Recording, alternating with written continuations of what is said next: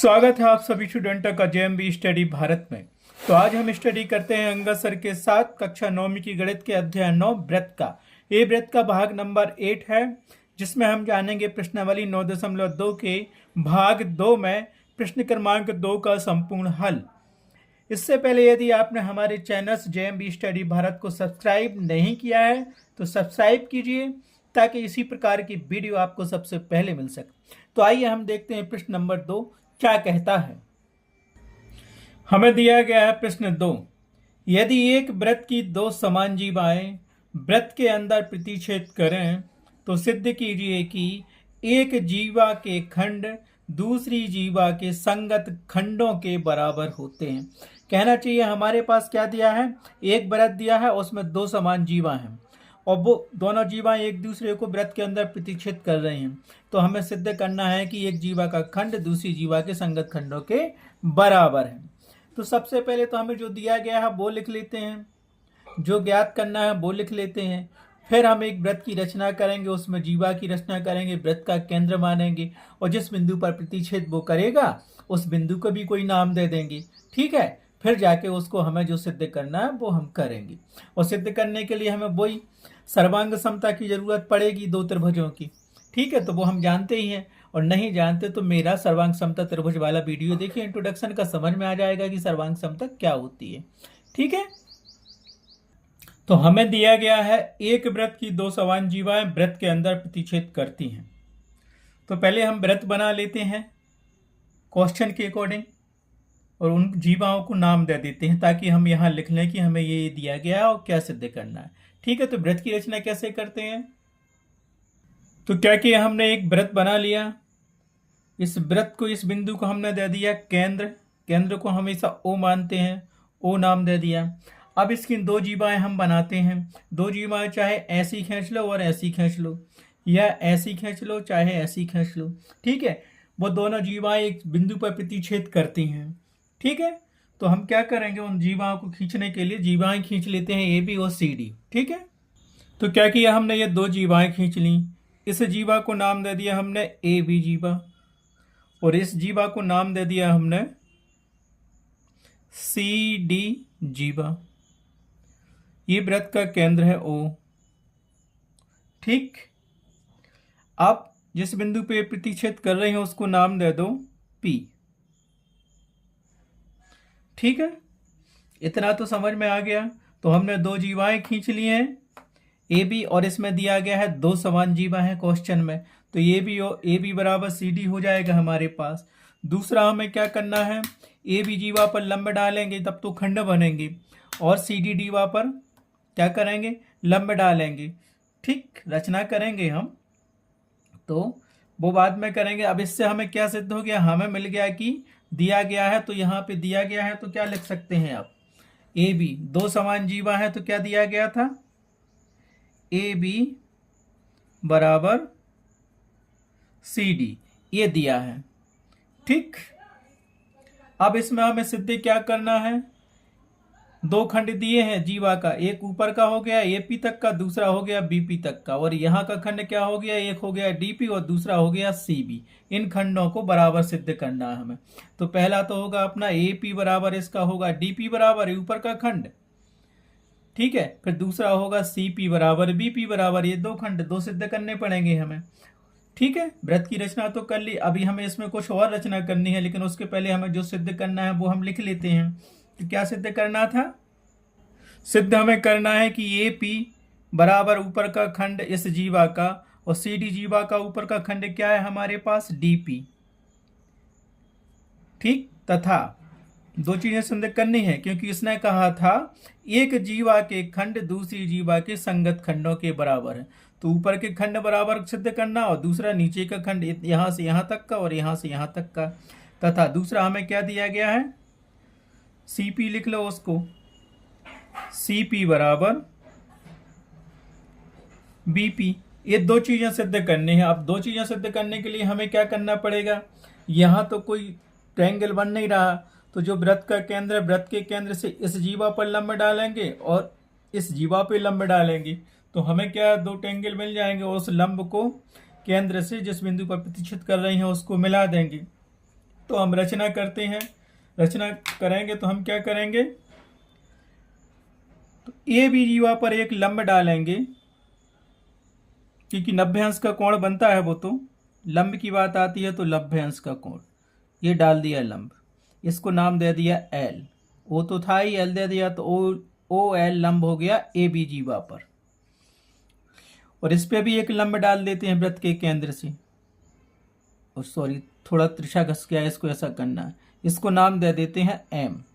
तो O M लंब हो गया सी डी जीवा पर। ये हमने रचना कर दी, तो लिख लें यहाँ पे रचना कर दी, इतना तो याद रहेगा। ठीक, और एक चीज और याद रखना, यहाँ पे बराबर जीवाएं वृत्त के केंद्र से समान दूरी पर होती हैं, और उन पे लंब डलेगा तो वे भी समान दूरी पर ही होंगी। तो यहाँ से हमने लंब तो डाल लिया रचना में। तो रचना क्या करेंगे, जो हमने रचना की है अभी, देखो रचना क्या की है हमने, देखो ओ एल लंब डाला ए बी जीवा पर, ये लंब का निशान है, काय पे, ए बी जीवा पर डाल दिया। तथा दूसरा क्या लंब डला है, सी डी जीवा पर ओ एम लंब डला है, तो इसको लिख लो ओ एम लंब है सी डी जीवा पर। ये तो हमने रचना कर ली। रचना से एक चीज और मिल गई हमें, यहां से क्या मिलेगा, अपन क्या करेंगे, वृत्त के केंद्र से इस प्रतिच्छेद बिंदु पर एक लंब डाल देंगे, मतलब मिला देंगे दोनों को। तो ये क्या मिल गया, यहां मैंने ब्लैक पेन यूज कर लिया, ये कर लिया। याद रखना एग्जाम में केवल ब्लैक और ब्लू पेन ही यूज करना, और जहां पेंसिल की जरूरत है वहां पेंसिल यूज करना, वहां ग्रीन या रेड यूज नहीं करना, नहीं तो गलत हो जाएगा वहां पे। आया समझ में। तो ये ओपी मिल गया, इतना तो समझ में आ गया। कुछ नहीं किया हमने, क्या किया, ए बी जीवा खींची, बी सी डी जीवा खींची, दोनों का प्रतिच्छेद बिंदु पी माना, वृत्त का केंद्र तो वो ही था, हमने वो मान लिया था। अब क्या किया कि हमें खंड बराबर करने थे, तो ए पी बराबर सी डी, दोनों जीवाओं के खंड बराबर होना चाहिए। दूसरा सी पी बराबर बी पी होना चाहिए, खंड बराबर सिद्ध करना था। इसके लिए हमें क्या रचना करनी पड़ी, ए बी जीवा पर एक लंब ओ एल डाला, और सी डी जीवा पर एक लंब ओ एम डाला, और ओ पी को मिला दिया। इससे हमें क्या, ये दो त्रिभुज मिल गया, एक ही मिल गया त्रिभुज, एक ही मिल गया। और जब लंब की बात आती है, याद रखना, जब लंब की बात आती है तो 90 अंश का कोण बनता है। तो यहां पे एक 90 अंश का कोण आपका बनेगा, एक ये बनेगा क्योंकि जीवा पे लंब डल रहा है, ये जीवा है, उस पे लंब डल रहा है। दूसरा यहाँ पे बनेगा सी डी जीवा पर, ये दोनों, ये कोण 90 अंश के होंगे, लंब डला तो ये बराबर होगा इसके, याद रखना। ठीक है, अब कुछ नहीं है, हमें दो त्रिभुज मिल गए। यहां से देखो ओ एल पी और दूसरा ओ एम पी, दो त्रिभुज मिल गए, इन्हें सर्वांग समता सिद्ध कर देंगे। तो उससे हम सिद्ध कर लेंगे, क्या करेंगे सिद्ध, जो हमें सिद्ध करना है। ठीक है, कि ओ एल, ठीक, क्या सिद्ध करना था हमें, जो सिद्ध करना वो अपन आगे करेंगे, लेकिन दोनों को सर्वांग सम सिद्ध करने के लिए क्या करना पड़ेगा, लंब डाला, लंब का मतलब इस दीवा को हमें एक पता है, हमने क्या बताया था, बराबर जीवाएं वृत्त के केंद्र से समान दूरी पर होती हैं। ये बराबर जीवा वृत्त के केंद्र से समान दूरी पर होती हैं, तो ये वाली दूरी और ओ एल बराबर होगी ओ एम के, क्योंकि ये तो प्रमेय है, एमसीक्यू क्वेश्चन में पूछता है, तो वो आप लिख लेना। आपको हमने शायद सिद्ध नहीं करवाया तो करवा देंगे उस प्रमेय को, लेकिन इस स्टेटमेंट को रख लेना, वृत्त की बराबर जीवाएं वृत्त के केंद्र से समान दूरी पर होती हैं। तो ये बी जीवा वृत्त के केंद्र से समान दूरी पर है, सी डी जीवा वृत्त के केंद्र से समान दूरी पर है, तो ओ एल बराबर होगा ओ एम के। ओपी तो दोनों वृत्तों में कॉमन आएगा, और ये 90 अंश का कोण हो गया। तो सर्वांग समता का यहाँ कौन सा नियम लगेगा, आर एच एस वाला। कौन सा, आर मतलब राइट, मतलब समकोण कर्ण भुजा, सर्वांग समता नियम से ये दोनों त्रिभुज सर्वांग सम होंगी। क्यों, समकोण का ये बन रहा है, पहले कोण बन रहा है इन दोनों त्रिभुजों में, फिर ये भुजा और ये भुजा बराबर होगी, ये कोण तो बराबर है, फिर ये दोनों में कॉमन मिल गया, कॉमन। ठीक है, तो याद रखना, हमें जो करना है वो अपन उस तरीके से करेंगे। इतना तो समझ में आ गया, हमें सिद्ध क्या करना था, रचना क्या करनी थी, हमने कर ली। ये हमें तीन चीजें मिल गई, एक रचना भी कर ली, सिद्ध जो करना वो भी कर लिया। रचना में ओ एल लंब है ए बी पर तथा ओ एम लंब है सी डी पर, इतना तो कर लिया हमने। अब यहां से क्या है कि हमें दो त्रिभुज मिल गए, हमें तो खंड सिद्ध करना है कि एक ऊपर का खंड ए पी बराबर होगा सी डी के और सी पी बराबर होगा बी पी के। ये सिद्ध करना है तो उसके लिए हम इन दोनों त्रिभुजों को क्या करेंगे, सर्वांग सम सिद्ध करना पड़ेगा। तो इन दो त्रिभुजों को हम लेंगे, त्रिभुज ओ एल पी तथा ओ एम पी में सर्वांग समता लगाएंगे। क्या है ये, क्यों करना है, आगे आपको समझ में आएगा। अभी सिर्फ केवल दो त्रिभुज लो। अब त्रिभुज ओ एल पी तथा ओ एम पी में लिख लिया हमने त्रिभुज। अब त्रिभुज ओ एल पी तथा त्रिभुज ओ एम पी में, ठीक है, दो त्रिभुज हमने ले लिए। इसको थोड़ा ऊपर कर लें तब समझ में आएगा अपन को। ठीक, आया समझ में। अब क्या करेंगे हम, इसमें सर्वांग समता देखेंगे इन दो त्रिभुजों में। एक त्रिभुज तो ओ एल पी और दूसरा त्रिभुज ओ एम पी। तो क्या दिख रहा है, सर्वांग समता की चीजें क्या दिख रही हैं। सबसे पहले तो ये ए बी जीवा पर ये लंब डला ओ एल, तो यहाँ 90 अंश का कोण बनेगा, यहाँ बनेगा, तो अंदर वाला कोण ले लेते हैं। ऐसे ही सी डी जीवा पर ये 90 अंश का कोण बन गया, ये लंब डला ओ एम, तो ये 90 अंश का, ये 90 अंश का, तो अंदर वाला ले लेते हैं। तो दोनों त्रिभुजों में हमें कोण मिल गया 90 अंश का, क्योंकि लिखो कौन सा कोण, ओ एल पी बराबर होगा, ओ एल पी बराबर है त्रिभुज ओ एम पी के। क्यों, दोनों, क्यों, चाहो तो रीजन लिख सकते हो, दोनों 90 अंश के हैं, तो यहां पे रीजन दे दो, क्योंकि दोनों क्या है, 90 डिग्री के हैं। ये नहीं देना तो लिख सकते हैं कि ओ एल लंब है ए बी पर और ओ एम लंब है सी डी पर, दो में से कोई एक रीजन दे दो। ये हो गया। अब क्या मिल गया हमें, अब इसमें अगर ये लंब है तो इसके सामने की भुजा कर्ण होती है।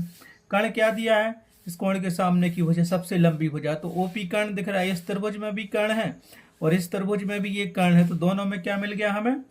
अब देखो, क्योंकि ओपी बराबर है ओपी के, कहना चाहिए त्रिभुज लेंगे ओ एल पी तो ओपी आ रहा है, और ओ एम पी तो इसमें भी ओपी आ रहा है, तो ये क्या है, बराबर क्यों होंगे, क्योंकि दोनों में उभयनिष्ठ है वो, तो इसको लिख दिया उभयनिष्ठ है। उभयनिष्ठ इसलिए दोनों बराबर होंगे। अब तीसरी चीज उसमें हमें क्या मिलेगी, ये देखो, ओ एल बराबर है ओ एम के। क्यों, रीजन भी हम बताएंगे।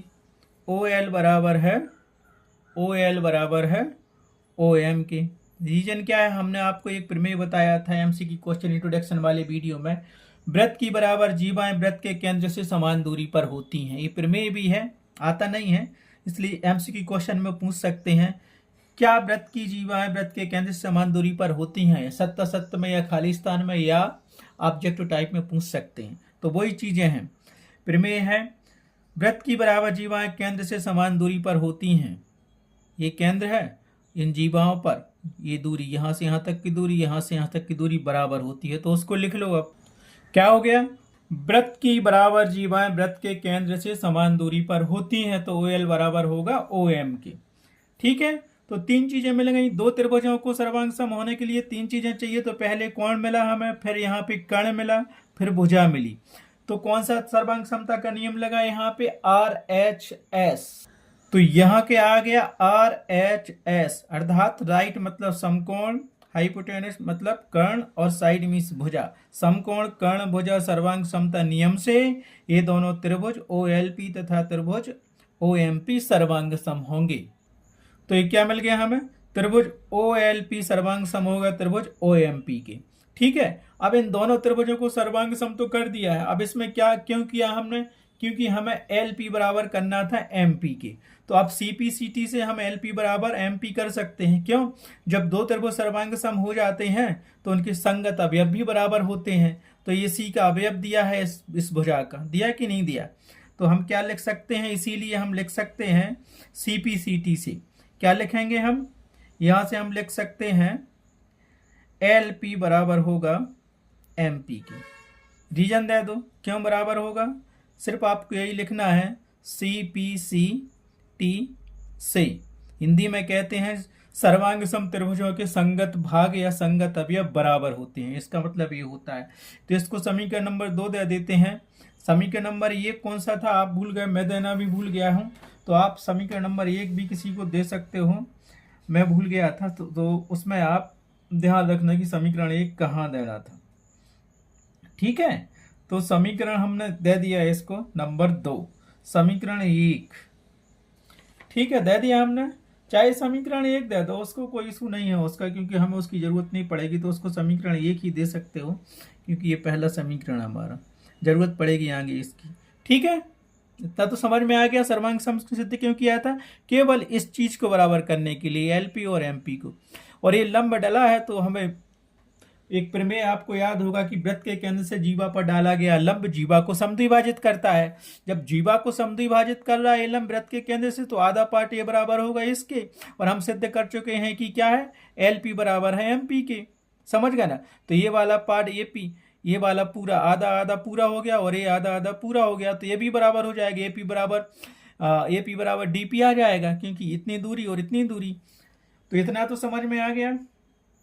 अब हम लिख सकते हैं यहां पे, क्या लिख सकते हैं, ए एल। ये तो हमने सिद्ध कर दिया है कि एल पी बराबर है एम पी के, इसलिए अब ठीक है। अब हम और एक चीज और लिख सकते हैं यहां पे, क्या है, ए एल बराबर होगा डी एम के। क्यों? क्यों? हमने एक प्रमेय आपको बताया था, सिद्ध कराया है, नहीं कराया तो करा देंगे आगे। उसका प्रमेय है, कथन था कि वृत्त के केंद्र से जीवा पर डाला गया लंब जीवा को समद्विभाजित करता है। समद्विभाजित मतलब दो समान भागों में बांटता है। तो ये इसके बराबर हो गई, तो ये बराबर हो जाएगा, इसके बराबर हो जाएगा। लंब है ये तो भाई, यहां से ए एल बराबर होगा डीएम के। लिख सकते कि नहीं लिख सकते? ये तो लिख दिया, इसको समीकरण नंबर हमने एक बना लिया, तथा करके लिख दो। ये तो सीपीसीटी से आ गया है। समझ में आया इतना?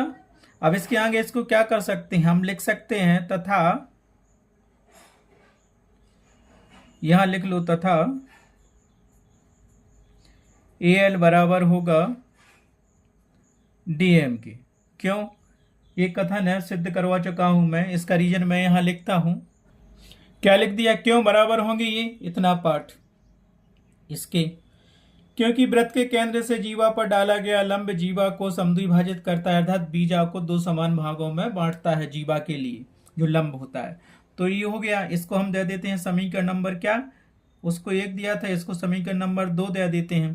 तो ये वाला एल पी बराबर हो गया एम पी के, और ए एल बराबर हो गया डी एम की। ये दो चीजें बराबर हो गई, तो समीकरण 1 और 2 मिल गया। अब समीकरण 1 और 2 से हम क्या कर सकते हैं, समीकरण 1 और 2 को जोड़ने पर देखते हैं क्या रिजल्ट मिलता है। देखो जरा, खंड बराबर करना है, क्योंकि हमें ऊपर का खंड ए पी बराबर करना है डीपी के, और सी पी बराबर करना बीपी के। तो ए आधा और ए आधा जोड़ दो, और इस आधे को और इस आधे को जोड़ दो, तो ए पी बराबर मिल जाएगा, हमें डीपी मिल जाएगा। तो समीकरण 1 और 2 को जोड़ो। आया समझ में क्यों किया था? तो समीकरण यहां लिख लो, समीकरण 1 धन समीकरण 2, ऐसा ही लिखना बिल्कुल डिक्टो। तो यहां आपको क्या मिल जाएगा, यहां से सेम जोड़ना है आपको, तो यहां से मिलेगा क्या, जोड़ो दोनों को लिख के, जोड़ो तो क्या मिलेगा यहां से, एल पी धन ए एल बराबर एम पी धन डी एम, ये मिल गया। देख लिया, ये दो चीजें मिल गई हमें। तो अब चलते हैं चित्र में। चित्र में देखो, L P plus A L, देखो L P plus A L बराबर पूरा होगा ए पी के, होगा कि नहीं होगा? दूसरा यहां से देखो M P plus D M, इसको जोड़ेंगे तो ये पूरा डीपी के बराबर हो गया। तो इसको लिख सकते हैं पूरा एपी, और इसको पूरा लिख सकते हैं डीपी। ठीक है, तो हमने क्या लिख दिया, इस पूरे को एपी बराबर डीपी, और यही हमें सिद्ध करना था। पहला पार्ट तो सिद्ध हो गया। क्यों रीजन देना हो तो लिख सकते हो यहाँ पे, क्योंकि एपी बराबर हो गया L P plus A L, तथा डीपी बराबर हो गया, चित्र में देखो डीपी बराबर हो गया एमपी और डीएम।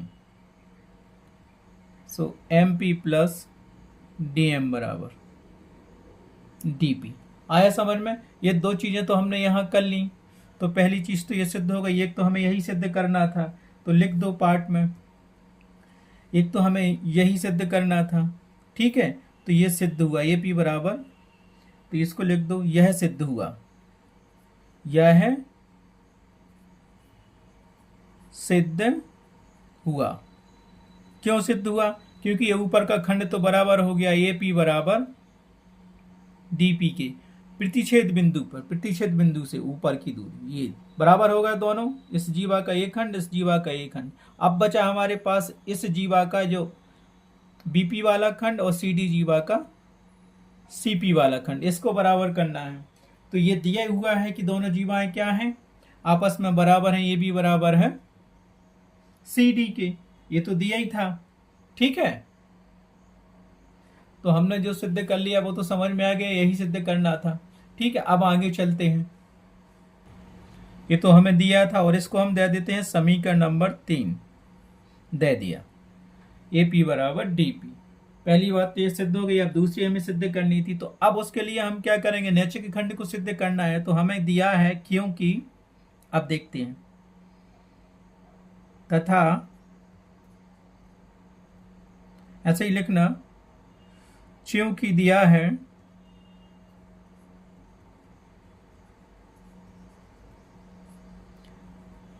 है जिसको समीकरण 1 मानना था, दोनों जीवाएं ए बी बराबर है सी डी के, ये दिया था। इसको समीकरण नंबर 4 मान लो क्योंकि 1 माना नहीं था वहां पे। ठीक है, हो गया। अब समीकरण 4 में से समीकरण 3 को घटाओ। आया समझ में? तो समीकरण क्या करो, 4 में से समीकरण 3 को घटा दो। क्यों घटाना है, क्योंकि हमें नीचे का खंड सिद्ध करना है, सीपी बराबर होगा बीपी की। ये पूरा क्या हो गया, ए बी, और ये पूरा क्या हो गया, सी डी जीवा। ठीक है, इस पूरे में से हमें आधा तो बराबर कर चुके हैं, केवल इतना करना है। तो हमें क्या करना पड़ेगा, अब समीकरण पूरे में से हम कितना घटा देंगे, जो हमें ज्ञात हो गया, A P minus D P. तो हमारे पास केवल ये बच जाएगा। तो घटा दो समीकरण 4 में से समीकरण 3 को माइनस करने पर। किया समीकरण 4 में से समीकरण 3 को। अब समीकरण 4 अपना क्या दिया था, पूरी जीवा दी थी, ए बी जीवा बराबर है सी डी के, और एक खंड ऊपर का हमने बराबर कर लिया। तो वो क्या था, समीकरण 3 ए पी बराबर डी पी हो गया था। तो यही घटाना था, पूरे में से जितना हमने बराबर कर लिया उसको घटा दो। तो यहां से क्या मिलेगा, देखो, A B minus A P बराबर होगा C D minus D P. ये तो मिल गया, मिला कि नहीं मिला? अब आगे क्या करोगे, अब देखो यहां से A B minus A P और C D minus D P चला गया। तो ये हमें क्या मिल जाएगा पूरा, यहां से इसको हम लिख सकते हैं, पूरे में से ऊपर का भाग घट गया तो बचा इस जीवा का बीपी बराबर किया। ये सी डी माइनस दिया था हमारे पास डीपी, तो बचा क्या, सीपी। तो ये मिल गया हमें सीपी, ये बराबर हो गया। और ये भी हमें इतना ही सिद्ध करना था, खंड ऊपर के खंड आपस में बराबर हैं दोनों जीवाओं के, नीचे के खंड भी आपस में बराबर हैं।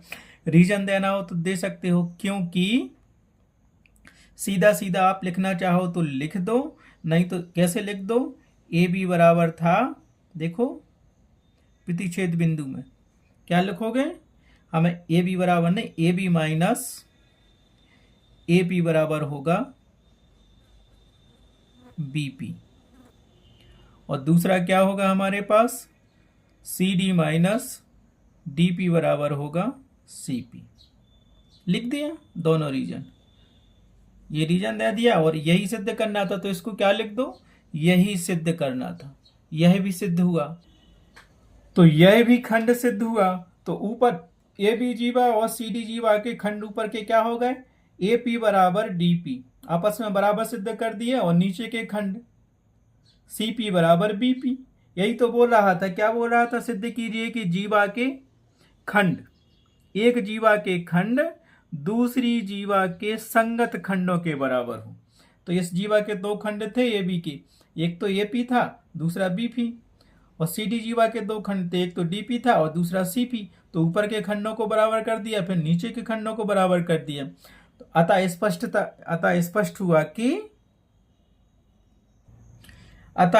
है कि तो क्या कह सकते हैं, अतः स्पष्ट है कि एक वृत्त की दो समान जीवाएं वृत्त के अंदर प्रतिच्छेद करें तो एक जीवा के खंड दूसरी जीवा के संगत खंडों के बराबर होते हैं। इति सिद्धम, और लास्ट में लिख दो इसको इति सिद्धम, सिद्ध हुआ। इस प्रकार से प्रश्नावली 9.2 का क्वेश्चन नंबर 2 कंप्लीट हुआ। इस वीडियो में बस इतना ही। नेक्स्ट वीडियो में हम देखेंगे नेक्स्ट क्वेश्चन को। Thanks for watching my video.